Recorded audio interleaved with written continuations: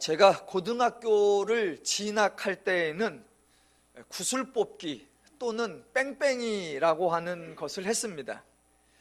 경기도 수원에서 중학교를 다녔는데 진학할 인문계 고등학교가 4개가 있었고, 그래서 함에다가 그 4개 고등학교를 의미하는 4색깔의 구슬을 섞어서 집어넣고, 그래서 해당 학생이 앞에 나아가서 함을 돌리면 구슬이 하나 딱 떨어지고 그 구슬 색깔이 정하는 학교에 가도록 하는 그런 방식이었습니다. 4개의 고등학교 중에 공부를 잘한다고 소문난 학교도 있고 공부를 못한다고 소문난 학교도 있고, 저 개인적으로는 집에서 가까운 학교도 있고 집에서 먼 학교도 있었습니다. 그래서 신중하게 뺑뺑이를 딱 해서 구슬이 하나 떨어졌는데 제가 집에서 가장 먼 학교를 뽑았습니다.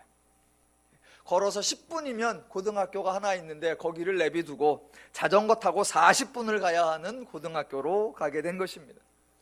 그러니까 학교 배정이 끝나고 아이들끼리 모여서 나는 이 학교다, 나는 저 학교다, 나는 잘됐다, 나는 기분이 나쁘다, 서로 이제 여러 의견이 분분했습니다. 저도 화가 이만큼 났었지요. 가까운 데를 두고 먼 데로 다닐 생각을 하니 깜깜했습니다. 만약 그때 누군가가 학교 배정도 다 이유가 있다, 착한 학생들은 자기가 원하는 학교로 가고 나쁜 학생들은 원치 않는 곳으로 간다 라고 주장을 한다면 그거는 정말 어이가 없습니다. 제가 왜 먼 데 있는 학교를 가게 됐느냐? 그냥 돌렸더니 그 구슬이 나와서 그냥 간 겁니다. 거기에 다른 이유, 다른 근거, 다른 주장을 내세우면 안 됩니다. 그런데 종종 사람들은 어이없는 주장을 하고 어이없는 논쟁을 하고는 합니다. 고린도전서 12장부터 14장까지에는 은사들이 소개되어 있습니다. 그런데 은사에 대한 참으로 어이없는 주장, 어이없는 논쟁들이 발생하기도 했었습니다. 은사 때문에 발생한 어이없는 논쟁을 하나 소개시켜 드린다면 은사지속론이라는 주장과 은사중단론이라는 주장이 맞붙은 겁니다. 말 그대로 한편에서는 방언이나 병고침이나 귀신 쫓는 거나 이런 은사가 지속되고 있다라는 주장이 은사지속론이고, 다른 한편에서는 그런 건 초기 교회에만 있었고 지금은 중단되었다라고 주장하는 게 은사중단론입니다. 은사지속론을 누가 주장할까요? 본인에게 은사가 나타나는 사람입니다. 은사중단론을 누가 주장할까요? 본인에게 은사가 나타나지 않는 사람입니다. 이게 논쟁이 됩니다. 전혀 논쟁이 될 게 아닌데 논쟁이 돼요. 그 이유가 뭐냐? 은사에 대한 정의, 즉 하나님께서 은혜로 주신 선물이다라는 사실을 놓치기 때문이에요. 한편에서는 은사가 나타나는 사람이 자랑을 하고 은사가 나타나지 않는 사람을 무시하는 경향이 있었습니다. 그래서 은사가 나타나지 않는 사람을 신앙이 약한 사람이나 능력이 없는 사람으로 치부를 해버리는 경우가 종종 있었습니다. 그러니까 반대편에서는 은사가 나타나는 사람들을 좀 이상한 사람, 조심해야 하는 사람, 심한 말로 사이비 같은 사람, 이렇게 몰아세워서 서로 다투기도 했습니다. 이렇게 은사를 가지고 논쟁이 생기고 갈등이 생기고 충돌이 생기는 것은 하나님이 은사를 주신 이유, 하나님이 은사를 주신 목적과 정반대의 현상이 나타난 겁니다.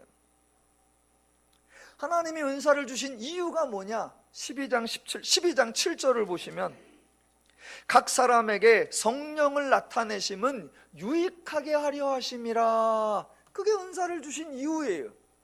또 각 사람에게 서로 다른 은사를 주셨는데 그 이유가 뭐냐? 12장 24절 오직 하나님이 몸을 고르게 하여 부족한 지체에게 귀중함을 더하사, 이겁니다.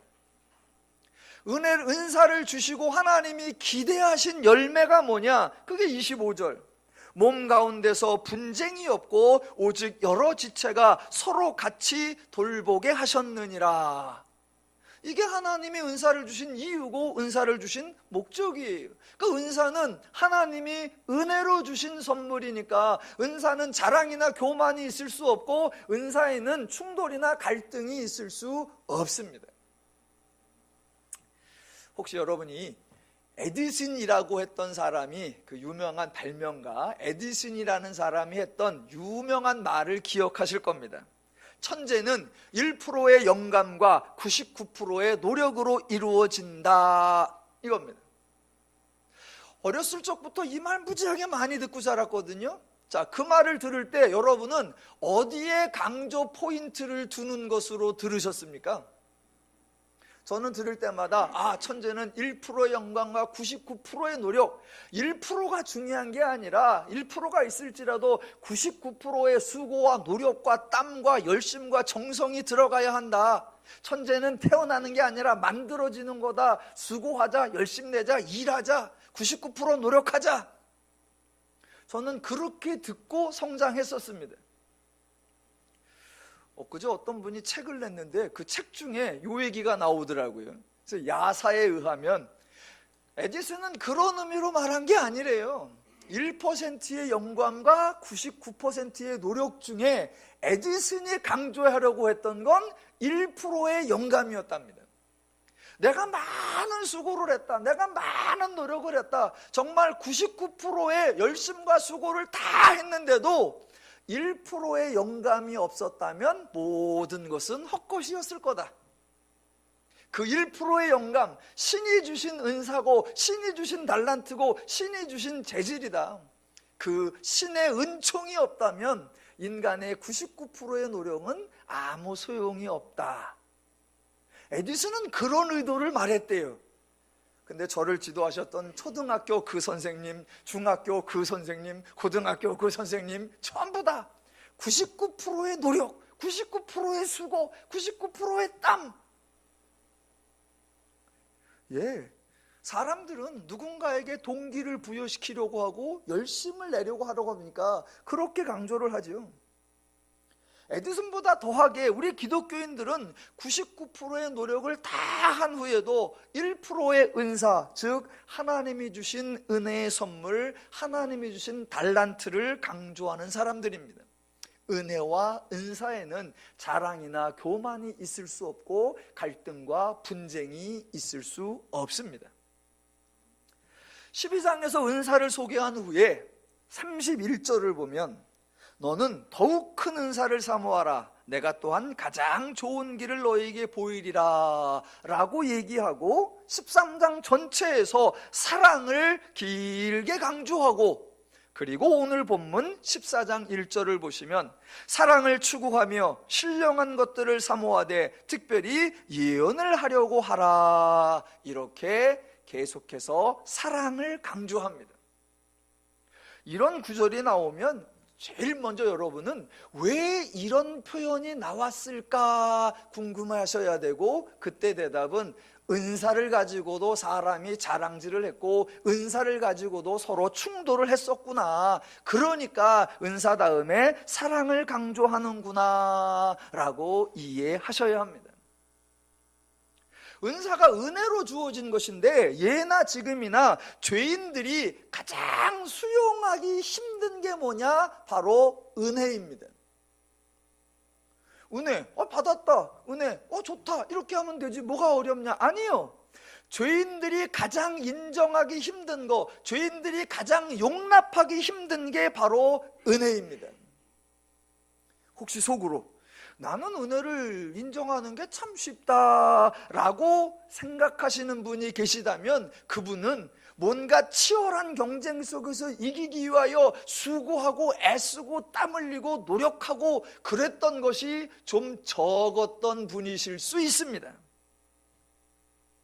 사람은 자신의 수고가 많고 자신의 노력이 많고 자신이 애쓴 게 많은 사람은 그 수고와 애씀과 노력을 에이 별거 아니야 라고 무시하기가 참 쉽지 않습니다.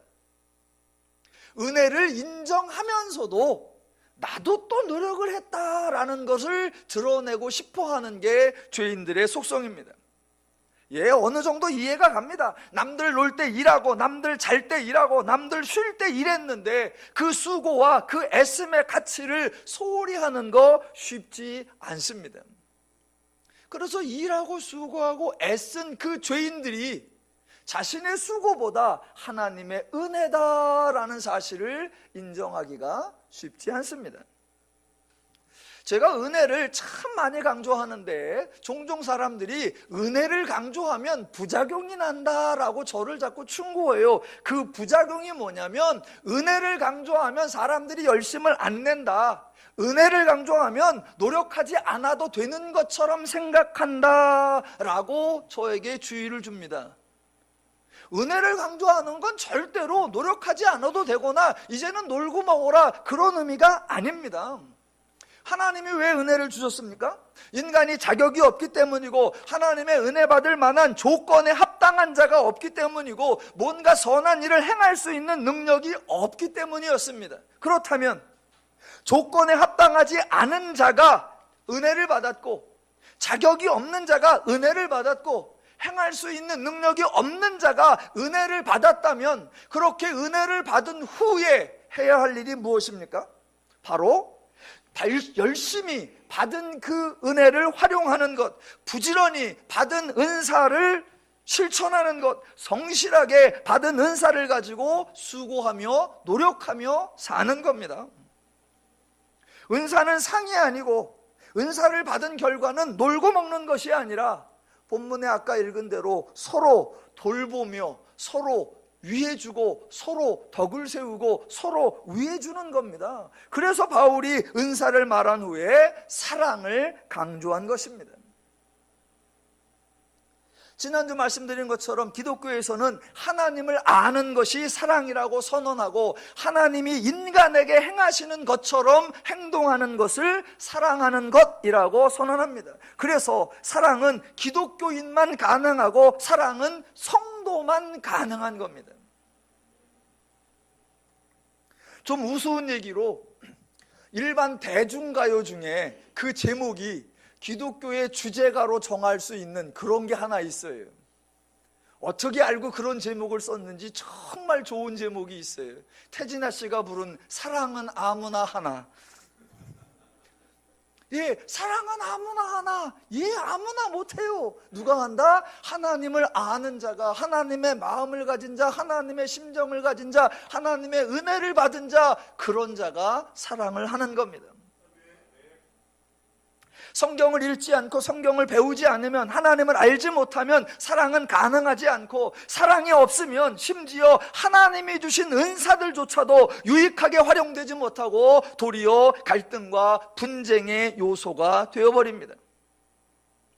기독교가 하나님을 알지 못하고 교회가 성경을 가르치거나 배우지 않고 성도가 하나님의 마음으로 행하지 않는다면 기독교는 세상과 다를 바가 없습니다.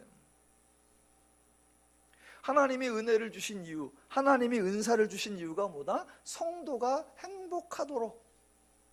그래서 은혜와 은사를 받았을 때 하나님의 마음과 심정으로 서로 사랑하며 살 때 그때 행복이 구현되고 행복이 누려지는 것이. 행복하기 위해서는 죄의 마음, 죄의 사고, 죄의 기준, 죄의 가치, 죄의 개념을 벗어나야 합니다. 그 자리에 하나님의 마음, 하나님의 기준, 하나님의 가치, 하나님의 원리, 하나님의 방법을 가지셔야 하는 거예요. 그래서 성도는 신앙생활을 하면서 점점 신앙의 연조가 깊어갈수록 세계관이 변하는 것이고 사고방식이 달라지는 것이고 가치체계가 새로워져야 합니다. 죄의 온통 사고에서 하나님적 기준으로, 하나님적 원리로 세계관, 가치체계, 인식 방법이 변해가야 됩니다. 연말이 되어가니까 대부분의 직장이나 모임이나 단체들에서 결산을 합니다. 그런 데서 결산을 하면 주요 내용이 뭡니까? 조직이 커졌는가? 재정이 풍부해졌는가? 회원수가 늘어났는가? 그런 걸 결산합니다. 그러나 기독교는, 그러나 교회는, 그러나 성도는 결산을 할 때 전혀 다른 차원에서 결산을 해야 합니다. 여러분은 스스로 결산하십시오.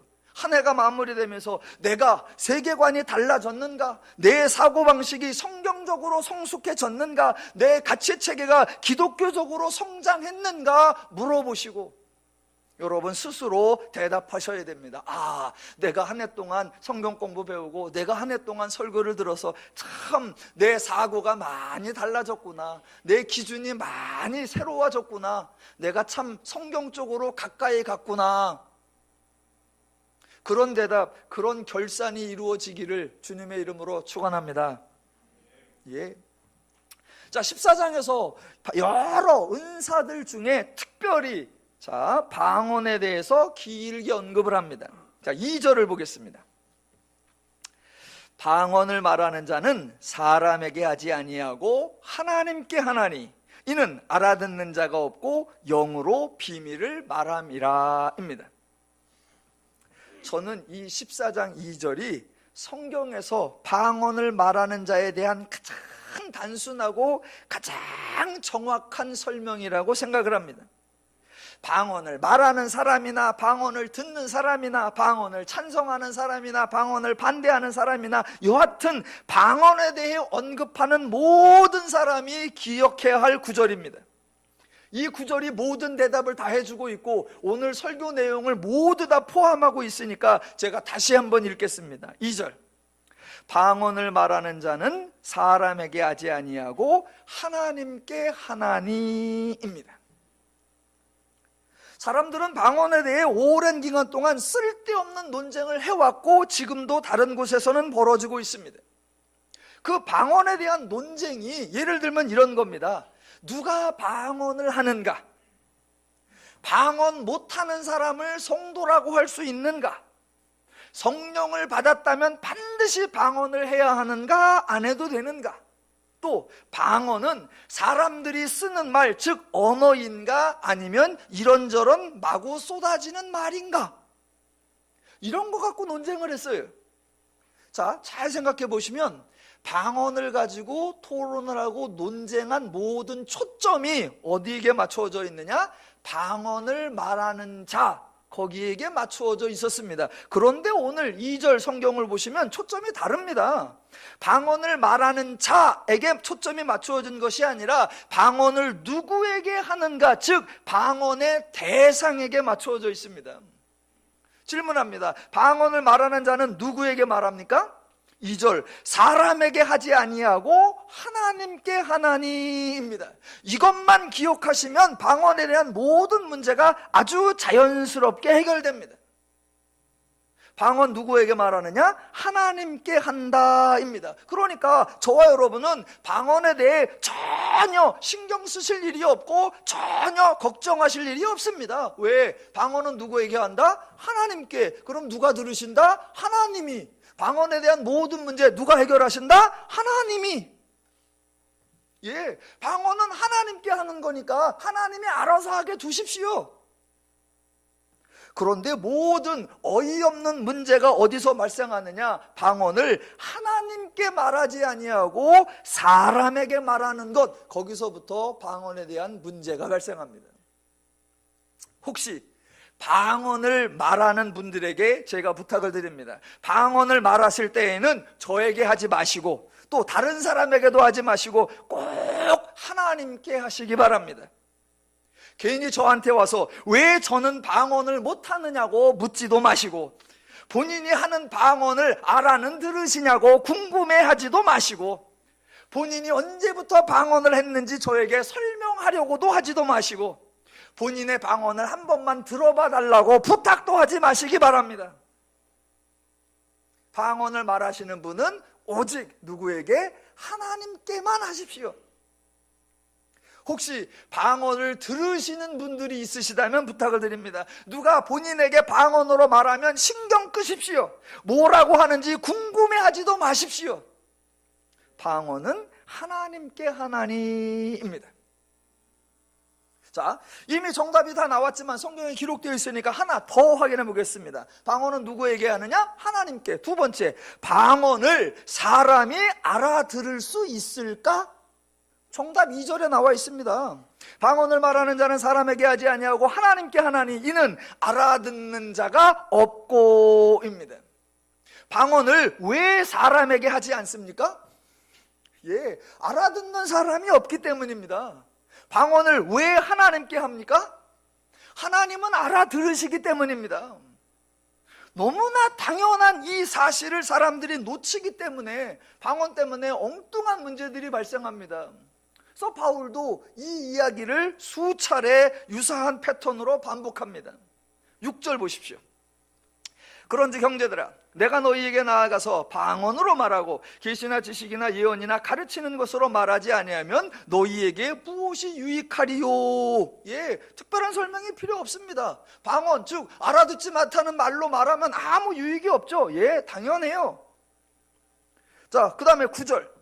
이와 같이 너희도 혀로서 알아듣기 쉬운 말을 하지 아니하면 그 말하는 것을 어찌 알리요? 이는 허공에다 말하는 것이라. 예, 방언은 알아듣기 쉬운 말이 아닙니다. 그래서 알아듣지를 못합니다. 만약 방언을 말하는 자가 하나님께 해야지 사람에게 하면 그것은 허공에다 하는 것일 뿐입니다. 만약 방언을 사람에게 하면 어떻게 되느냐? 11절. 그러므로 내가 그 소리의 뜻을 알지 못하면 내가 말하는 자에게 외국인이 되고 말하는 자도 내게 외국인이 되리니. 그렇죠. 그래서 결과가 어떻게 되느냐? 16절. 내가 영으로 축복할 때에 알지 못하는 처지에 있는 자가 내가 무슨 말을 하는지 알지 못하고 내 감사에 어찌 아멘하리요? 너는 감사를 잘하였으나 그러나 다른 사람은 덕세움을 받지 못하리라. 그래서 심지어 23절. 그러므로 온 교회가 함께 모여 다 방언으로 말하면 알지 못하는 자들이나 믿지 못하는 자들이 들어와서 너희를 미쳤다 하지 아니하겠느냐. 예, 그렇게 됩니다. 지금 바울은 방언을 똑바로 해야 된다 이렇게 권고하는 것이 아니라 방언에 대해서는 아예 제껴둔 겁니다. 왜? 방언은 알아듣는 사람이 없기 때문입니다. 혹시 누가 방언을 하면 방언을 좀 똑바로 좀 해봐, 방언을 천천히 좀 해봐, 방언을 또박또박 해봐, 그런다고 알아듣는 게 아니라는 겁니다. 애초에 방언은 사람에게 하는 것이 아니고 애초에 방언은 사람이 알아들을 수 있는 것이 아닙니다. 방언을 비난하는 것이 아니라 방언이란 그런 거다라고 설명하는 거예요. 지금 바울은 방언을 조심해, 방언을 절제해, 바울을 신중히 해, 아니요. 방언 말하시는 분 계시면 마음 놓고 하셔도 됩니다. 예, 방언 하세요. 마음 놓고 하세요. 단 하나, 누구한테 하세요? 예, 하나님께 하시기 바랍니다. 하나님께 하면 내가 방언하는 거 자랑이 안 되잖아. 나는 기어코 사람에게 방언을 하리라 라고 작정하시는 분이 계시다면 뭐 하셔야죠. 단 한 가지만 부탁을 드리겠습니다. 13절.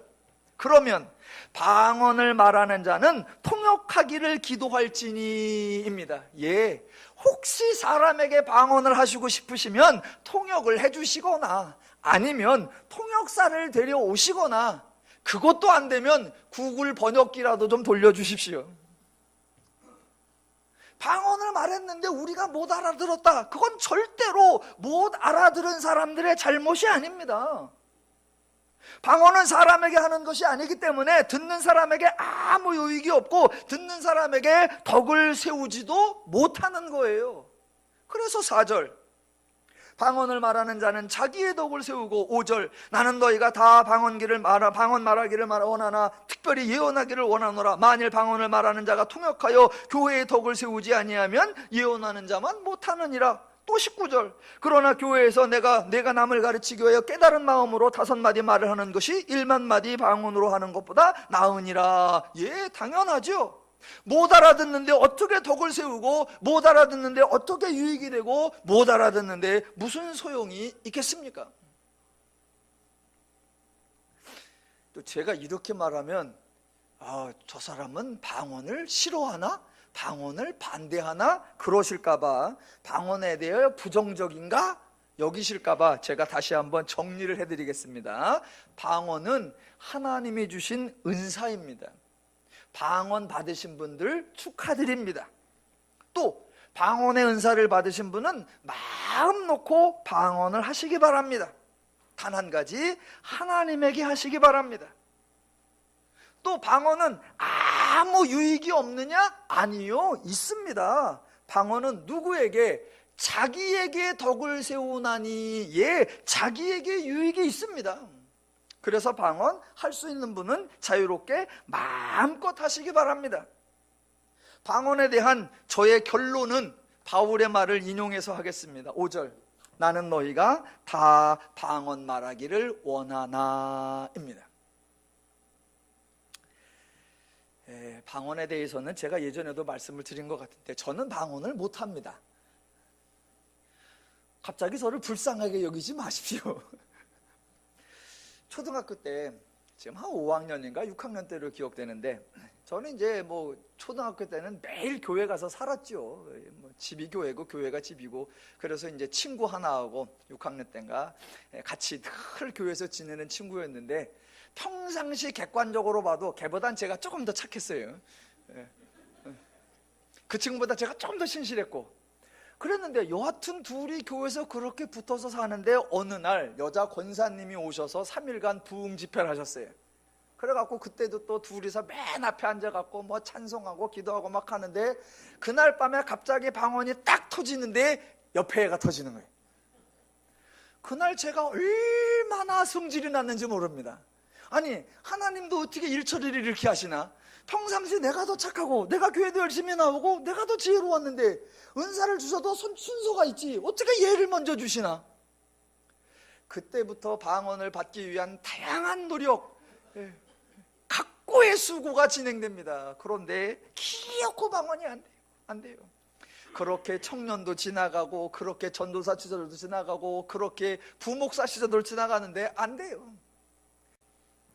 그렇다고 제가 방언을 반대하거나 방언에 대해 부정적이지 않습니다. 방언 하나님이 주신 은사이고 방언 마음껏 하십시오. 그러나 성경에 나오는 대로 누구에게 하라? 하나님께 하라 입니다. 강돈사님 설교 때 이거 녹음해서 이거 빼요. 소문 다 날라. 자, 14장에서 바울은 은사 중에 말과 관련된 두 가지, 즉 방언과 예언을 다룹니다. 앞서 방언에 대한 구절을 살펴보았으니 이번에는 예언에 대한 구절을 살펴보겠습니다. 3절, 예언하는 자는 사람에게 말하여 덕을 세우며 권면하며 위로하는 것이며 입니다. 2절도 꼭 기억하셔야 하는 것처럼 3절도 꼭 기억하셔야 합니다. 예언하는 자는 사람에게 말하여 입니다. 기억하십시오. 방언은 하나님께 하나니, 예언은 사람에게 하나니입니다. 그래서 예언을 말하는 사람은 방언을 말하는 사람보다 훨씬 더 신중해야 하고, 훨씬 더 조심해야 하고, 훨씬 더 섬세해야 합니다. 왜냐하면 방언은 하나님께 하고 예언은 사람에게 하기 때문입니다. 방언은 하나님께 하니까 방언을 듣는 분이 하나님이세요. 그러니까 하나님은 걱정 안 해도 돼요. 하나님은 감정 조절도 잘하시고, 하나님은 여간에서 오해도 하지 않으시고, 하나님은 삐지지도 않으시고, 하나님은 보복하지도 않으시니까 방언은 아무리 해도 문제가 될 것이 없습니다. 그런데 예언은 누구에게 하느냐? 사람에게 말하기 때문에 예언을 듣는 대상이 사람입니다. 근데 사람, 저와 여러분이 알다시피 사람은 감정 조절도 잘 못하고, 여차하면 오해하고 삐지고, 심지어는 부풀리기와 퍼뜨리기 서슴지 않고 행합니다. 그러니까 예언은 하나님께 하니까 편하게 맘 놓고 하십시오. 방언은, 그러나 예언은 사람에게 하는 거니까 신중하고 조심하고 섬세하고 해야 돼요. 예언은 덕을 세우며 권면하며 위로하는 것이다 라고 했는데, 정말 신중하고 정말 신중하지 않으면 덕을 세우기는 고사하고, 권면하기는 고사하고, 위로하기는 고사하고, 그 반대가 될 가능성이 훨씬 많습니다. 그래서 바울의 오늘 본문에서도 방언에 대한 주의를 주는 것보다 예언에 대한 주의를 주는 것이 훨씬 많습니다. 제가 한 거지 오늘 설교 준비를 하면서 궁금한 게 있었어요. 방언은 사람들이 알지 못한다, 그게 특징이었습니다. 그럼 반대로 예언은 사람에게 하는 거니까 사람이 알아듣게 해야 한다, 그거예요. 만약 예언을 했는데 사람들이 알아듣지 못하면 그건 뭐라 그래야 되죠? 방언은 어차피 사람이 못 알아듣는다, 예언은 사람이 알아듣는 거다. 근데 예언을 했는데 사람이 못 알아들어. 이건 뭐가 문제일까? 바울도 그것을 걱정했던가 봐요. 그래서 바울은 계속해서 예언은 사람이 알아듣게 해야 한다, 이거를 수차례 반복해서 강조합니다. 7절, 혹 필이나 검은고와 같이 생명 없는 것이 소리를 낼 때에 그 음의 분별을 나타내지 아니하면 필이 부는 것인지 검은고 타는 것인지 어찌 알게 되리요입니다. 필이면 필이인 줄 알게, 검은고이면 검은고인 줄 알게 정확하게 분별을 나타내야 한다는 겁니다. 지금 바울은 듣는 사람이 잘 들어야 돼. 듣고 나서 이게 필이구나, 듣고 나서 이게 검은고구나, 네가 잘 분별해야 돼 라고 말하는 것이 아니라 말하는 사람이 잘해야 한다. 피리를 부는 사람은 내가 지금 피리를 분다, 검은고를 타는 사람은 내가 지금 검은고를 탄다 라고 구분이 되게 잘 나타내야 한다라는 거예요. 8절도 보세요.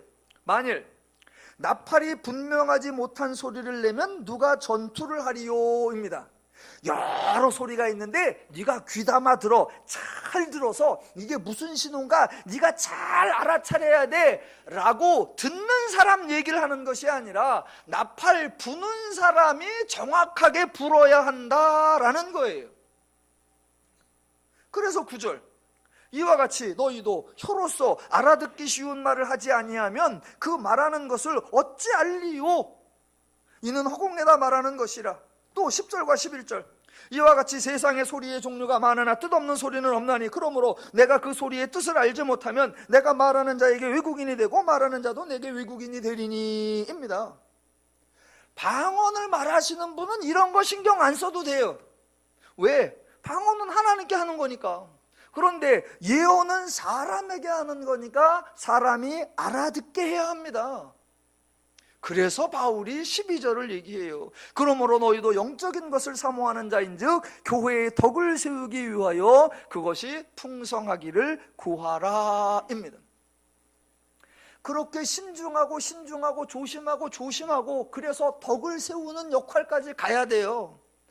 방언에 대해서는 자기의 덕을 세운다라고 말하고 예언에 대해서 언급할 때는 계속해서 교회의 덕을 강조합니다. 3절, 그러나 예언하는 자는 사람에게 말하여 덕을 세우며 권면하며 위로하는 것이요. 4절, 방언을 말하는 자는 자기의 덕을 세우고 예언하는 자는 교회의 덕을 세우나니. 12절, 교회의 덕을 세우기 위하여. 16절과 17절, 그렇지 아니하면 내가 영으로 축복할 때에 알지 못하는 처지에 있는 자가 내가 무슨 말을 하는지 알지 못하고 내 감사에 어찌 아멘하리요? 너는 감사를 하였으나 그러나 다른 사람은 덕세움을 받지 못하였느니라 입니다. 예언, 하나님의 말씀을 할 때에는 사람에게 하는 거고 사람에게 할 때에는 알아듣게 해야 되고 알아듣게 할 때에는 덕을 세우도록 해야 합니다. 저 여러분이 하나님의 말씀을 언급하는 경우가 있죠. 종종은 성경 구절을 인용하기도 하고 암송하면서 하나님의 말씀을 언급할 때도 있습니다. 그런데 가끔 보면은 하나님의 말씀을 인용하거나 언급할 때에 덕을 세우기보다는 반대로 사용하는 경우가 종종 있습니다. 그건 성경을 오용하는 거예요. 마치 나는 이해해, 나는 그냥 넘어갈 수 있어. 그런데 성경은 보니까 하나님은 안 그러시더라, 요런 뉘앙스로 말하는 경우 덕을 세우는 게 아니에요. 종종 이렇게 말하죠. 성경에 그런 사람은 저주받는데, 요렇게 하는 건 악용하는 거예요. 그래서 말씀으로 덕을 세우는 게 아니라 협박하는 거예요. 어떻게 해야 돼요? 성경에 그런 사람도 은혜를 받는데, 이렇게 해야 덕을 세우고 권면이 되고 위로가 되는 거예요. 여러분에게 한번 질문해 보겠습니다. 자, 방언에 대해 들으시고 예언에 대해서 들으셨는데, 방언과 예언 중에 어느 게 편할 것 같습니까? 예, 제 생각엔 방언입니다. 방언의 대상이 하나님이니까 편하고, 또 방언은 어차피 상대방이 알아듣는 게 아니니까 부담이 없어서 편합니다. 대신 방언은 자기에게는 유익이 있지만 사람 간의 관계에서는 유익이 없고 덕세움이 없습니다. 그래서 성도들 상호 간에 서로에게 유익이 되고 덕을 세우고 권면이 되고 위로가 되게 하려면 방언보다는 예언을 해야 합니다. 그렇다면 여러분은 방언과 예언 중에 무엇을 더 하고 싶어 하셔야 합니까? 예, 예언입니다. 그래서 바울도 예언을 더욱 강조합니다. 1절, 사랑을 추구하되 신령한 것들을 사모하되 특별히 예언을 하려고 하라. 19절, 교회에서 내가 남을 가르치기 위하여 깨달은 마음으로 5마디 말을 하는 것이 10,000마디 방언으로 말하는 것보다 나으니라 입니다. 물론 방언도 하나님이 주신 은사요, 예언도 하나님이 주신 은사이기 때문에 방언과 예언 중에 무엇이 더 중요한가, 무엇을 더 사모해야 하는가, 이런 논쟁을 하는 것은 적절하지 않습니다. 다만 하나님이 주신 은사가 누구를 대상으로 하는 것이며 그 은사가 어떤 용도로 활용되어야 하는가, 그것을 분별하는 것은 매우 중요합니다. 자, 22절로 가보겠습니다. 그러므로 방언은 믿는 자들을 위하지 아니하고 믿지 아니하는 자들을 위하는 표적이나, 예언은 믿지 아니하는 자들을 위하지 않고 믿는 자들을 위함이니라 입니다. 이 구절을 아주 신중하게 이해하셔야 됩니다. 자, 일단 중복되는 표현을 빼고 단순하게 22절을 표현하면, 요약하면 이렇게 되죠. 방언은 믿지 아니하는 자들을 위한 표적이고 예언은 믿는 자들을 위한다, 이렇게 됩니다.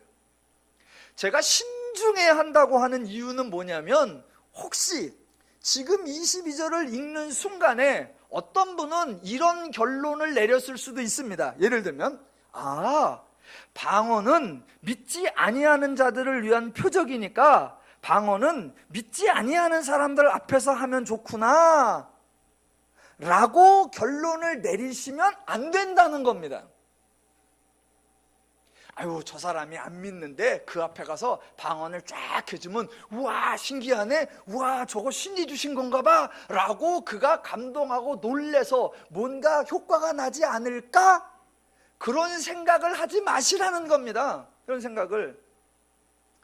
앞에서 방언은 사람에게 하지 아니하고 하나님께 하나니라고 말했으니까, 방언은 사람들이 알아듣지 못한다고 말했으니까, 방언은 믿는 사람이건 믿지 않는 사람이건 사람에게 하는 것이 아닙니다. 만약 믿지 않는 사람들 앞에서 표적을 보여줘야 되겠다, 그런 목적으로 방언을 하면 어떤 결과가 일어나느냐? 23절 같은 결과가 일어나요. 그러므로 온 교회가 함께 모여서 다 방언으로 말하면 알지 못하는 자들이나 믿지 아니하는 자들이 들어와서 너희를 미쳤다 하지 아니하겠느냐. 예, 표적이 되려고 방언을 말했는데 결과는 미친 사람 취급받는 겁니다. 꼭 기억하셔야 하는 거, 방언은 하나님께 하는 것이고 방언은 사람들이 알아듣지 못한다라는 거예요. 그래서 지금 22절에 방언은 믿지 아니하는 자들을 위한 표적이라고 나오는데, 이 의미는 그런 표적을 보여주면 그 표적을 보고 저들이 믿고 저들이 돌아올 수도 있어, 그런 의미의 표적을 의미하지 않습니다. 않아요. 자, 이 표적을 설명하기 위해서 바울이 22절 앞에 21절을 해놨어요. 21절을 이해하셔야 됩니다. 읽어보겠습니다. 율법에 기록된 바 주께서 이르시되 내가 다른 방언을 말하는 자와 다른 입술로 이 백성에게 말할지라도 그들이 여전히 듣지 아니하리라 하였으니입니다. 요 21절이 구약의 이사야서 28장에 나오는 이야기인데, 제가 구약의 이사야 28장의 그 앞뒤를 설명을 해볼게요. 이런 얘기입니다. 하나님께서 이스라엘에게 그동안 계속하여 말씀해 오셨어요. 은혜의 말씀도 하시고 율법의 말씀도 하시고 계시의 말씀도 하시고 이스라엘에게 계속 말씀하셨습니다. 무슨 말로 했느냐? 이스라엘 말로, 이스라엘 사람들이 알아들을 수 있는 말로 알아듣게 계속 말씀을 하셨어요. 그랬는데 이스라엘이 듣지 않았습니다. 그러자 이번에는 하나님께서 이스라엘에게 다른 방언을 말하는 자와 다른 입술로 말씀을 하셨습니다. 그러니까 이스라엘이 또 듣지를 않았습니다. 자, 이스라엘 말로, 즉 이스라엘이 알아들을 수 있는 말로 말해도 안 들었는데, 다른 방언, 다른 입술, 즉 알아들을 수 없는 말로 하면 당연히 안 듣지요. 그러니까 결국 이스라엘은 어쨌거나 저쨌거나 이스라엘 말로 했거나 다른 방언으로 했거나 히브리 말로 했거나 다른 입술로 했거나 어쨌거나 결국 이스라엘은 하나님의 말씀을 듣지 않고 순종하지 않았다. 이게 결론입니다. 자, 그러면 한 가지 더.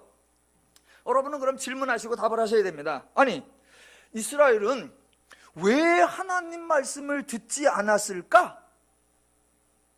혹시 다른 방언이나 다른 입술로 말하면 못 알아듣는 말을 하니까 말을 듣지 않았다라고 변명할 수 있겠지만, 하나님이 이스라엘 말로 말할 때에는 다 알아들었으면서도 왜 그 말씀을 듣지 않았을까?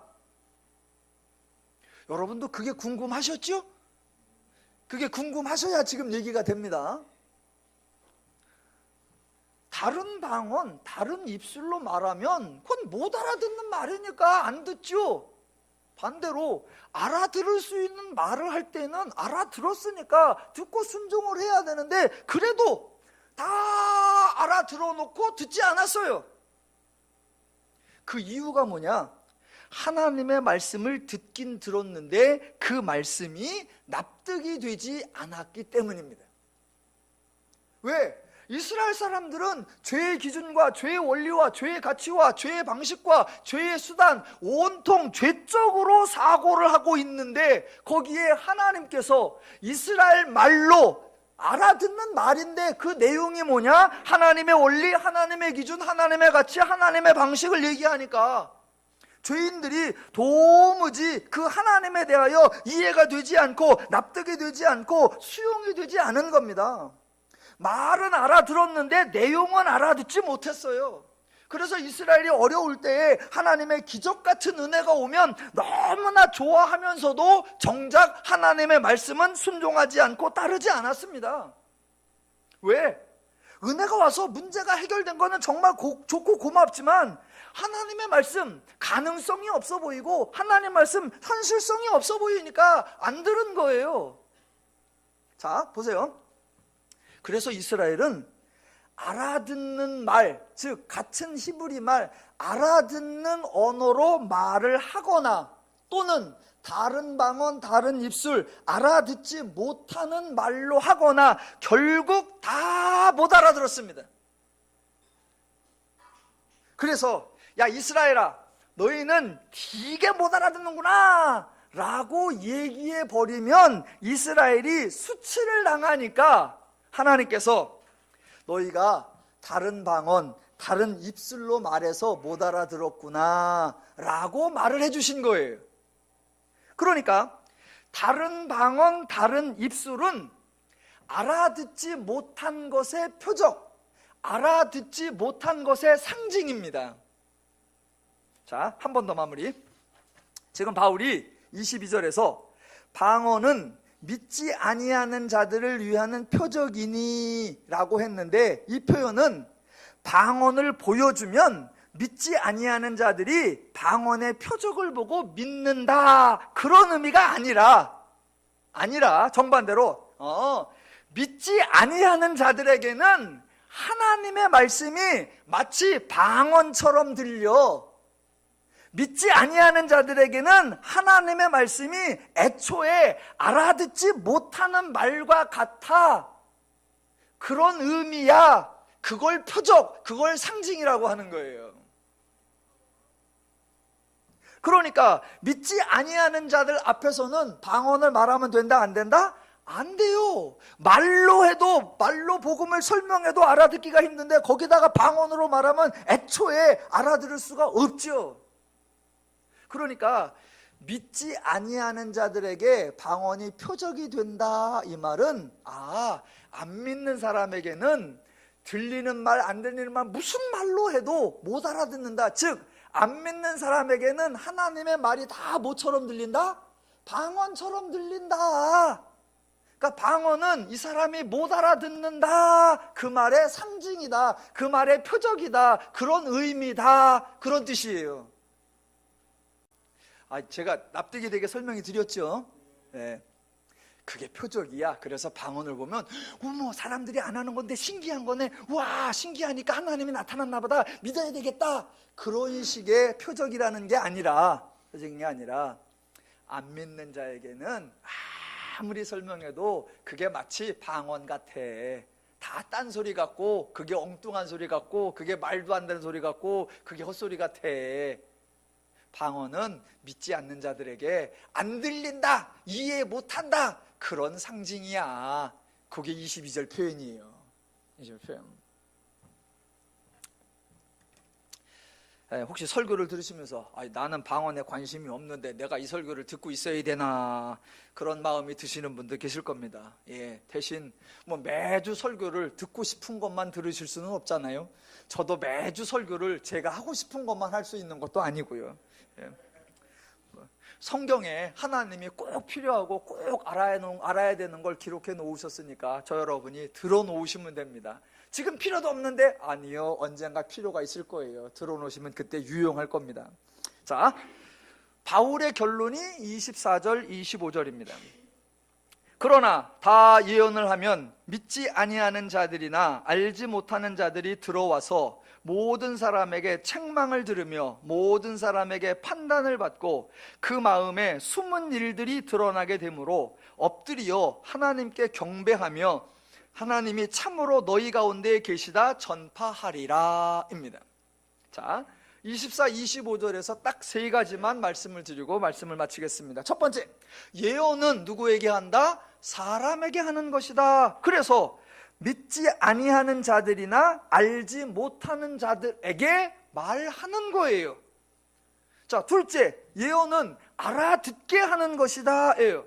그래서 본문에 모든 사람에게 책망을 들으며 판단을 받고 라는 식의 알아듣는 행동이 언급됩니다.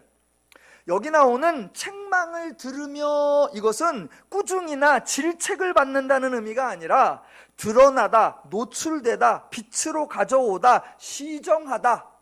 또 판단을 받고 라는 표현은 조사하다, 가려내다, 그런 의미입니다. 그래서 무슨 말이냐면, 믿지 아니하는 사람이나 알지 못하던 사람이 예언, 즉 하나님의 말씀을 들으면 자신들이 몰랐던 것이 드러나고 자신들이 잘못 알고 있던 것들을 가려내게 된다, 그런 의미입니다.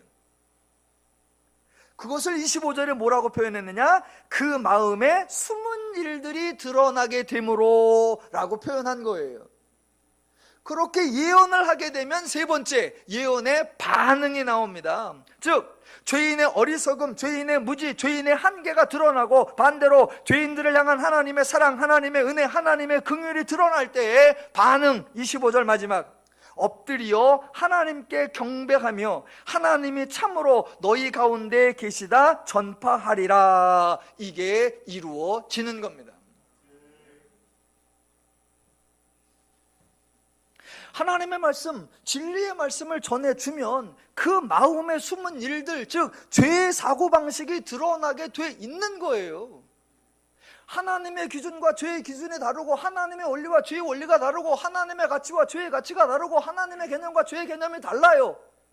하나님께 드러나지 않을 때에는 다 자기들이 옳은 줄, 자기들이 맞는 줄 알고 살아갔는데, 하나님의 복음이, 하나님의 진리가 딱 드러나면 그때서 우리께 틀린 거였구나, 우리가 잘못된 거였구나, 우리가 어리석은 거였구나, 그게 다 적나라하게 밝혀지고, 그게 밝혀짐으로 죄인들의 사고와 죄인들의 가치와 죄인들의 인식이 하나하나 교정되고 하나하나 바로 잡히게 되는 겁니다. 그래서 그런 역할을 히브리서 4장에 뭐라고 해놨어요? 유명한 구절 나오죠. 12절. 하나님의 말씀은 살아있고 활력이 있어 좌우에 날선 어떤 검보다도 예리하여 혼과 영과 및 관절과 골수를 찔러 쪼개기까지 하며 또 마음의 생각과 뜻을 판단하나니 지으신 것이 하나도 그 앞에서 나타나지 않음이 없고 우리의 결산을 받으실 이의 눈앞에 만물이 벌거벗은 것 같이 드러나리라. 예. 그렇게 하나님의 말씀이 선포되어야 죄의 실체가 드러나고, 하나님의 말씀이 선포될 때 오늘 본문 마지막 25절처럼 엎드려 경배하며 뭐라고 말한다? 하나님이 참으로 너희 가운데 계시구나 라는 고백이 드러날 수 있다는 겁니다. 방언이든 예언이든 어떤 은사이든 모든 선물은 하나님께서 인간을 유익하게, 성도를 행복하게 하려고 하는 은혜로 주시는 선물입니다. 예, 방언하십시오. 예언하십시오. 성경의 권계대로 방언은 하나님께, 예언은 사람에게. 사람에게 할 때는 덕을 세우고 권면하며 위로할 수 있도록 신중하고 조심스럽게. 그래서 부디 하나님의 선물로 인하여 갈등이나 분쟁이나 어이없는 논쟁이 일어나는 안타까운 현실이 아니라 하나님이 주신 은사, 하나님이 주신 은혜로 인하여 화합하며 연합하고 일치하고 단결하고 행복한 멋진 그런 신앙생활, 그런 멋진 성도의 교회 생활 날마다 누려가시기를 주님의 이름으로 축원합니다.